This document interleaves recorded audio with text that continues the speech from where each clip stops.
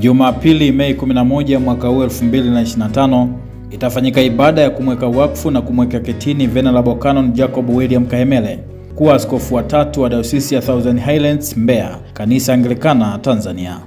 Kati ya sauti nyingi sana, Bwana nimesikia sauti yako. Tuungane kufahamu kwa ufupi namna ya kuitwa na kuchaguliwa kwake katika wito huu mkuu. Msimulizi ni mimi Michael Woga. Venerable Canon Jacob William Kahemele alichaguliwa tarehe 28 Machi mwaka 2025 na sinodi maalum ya uchaguzi ya Kanisa Anglikana Tanzania Dayosisi ya Southern Highlands iliyokutana kwa mujibu wa katiba ya Kanisa Anglikana Tanzania. Mtume nani? Naye ni nani atakayeenda?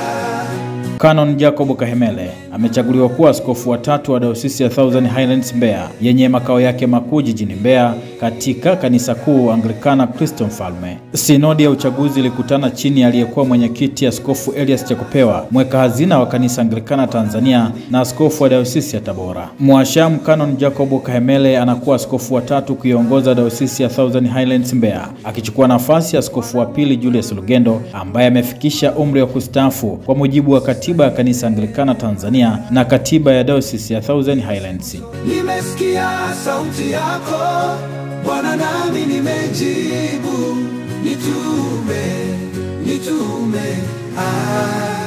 nitume mimi.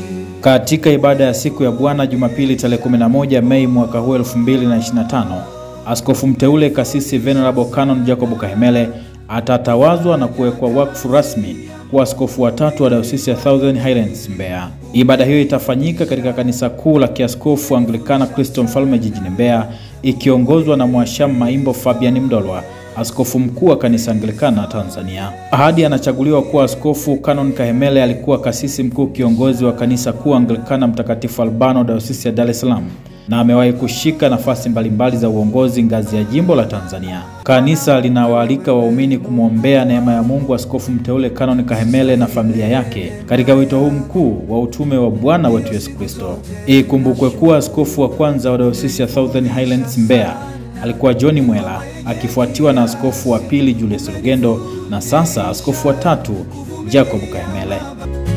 Ndio siku zote na shukuru, umenifundisha sana kuwa mwenye kiasi.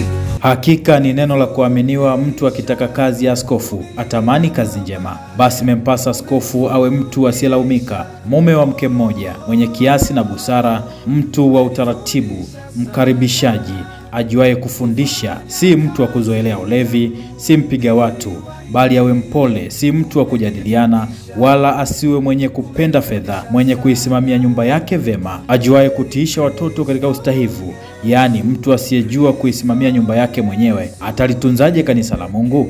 Wala asiwe mtu aliyeongoka karibuni, asije akajivuna akaanguka katika hukumu ya Ibilisi. Tena imempasa kushuhudiwa mema na watu walio nje, ili asianguke katika lawama na mtego wa Ibilisi. Siku ya Jumapili ibada hiyo itakuwa mbashara katika televisheni za mtandao wa YouTube, Highlands TV, St. Albans na Anglicans TV. Asante kwa kuungana nami kufuatilia taarifa hii fupi.